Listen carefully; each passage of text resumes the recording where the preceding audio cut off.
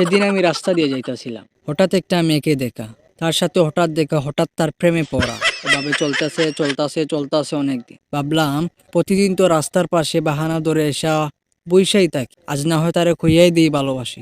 অনেক কাঁপতাছিল, মানে পা হাত আর কি, তোমরা আবার অন্য কিছু পাইব না।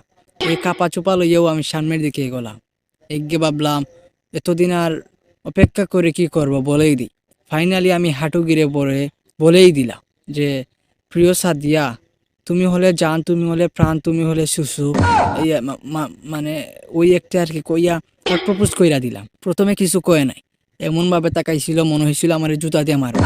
আমি গালটা আগে একটু বাড়িয়ে দিলাম, তারপরে দেখি না, আমাকে মারেনি, আমার হাতটা ধরে বলল, আমিও আপনাকে অনেক পছন্দ করি, আপনি অনেকদিন থেকে আমার পিছু নিতেছেন, এটা আমি দেখছি।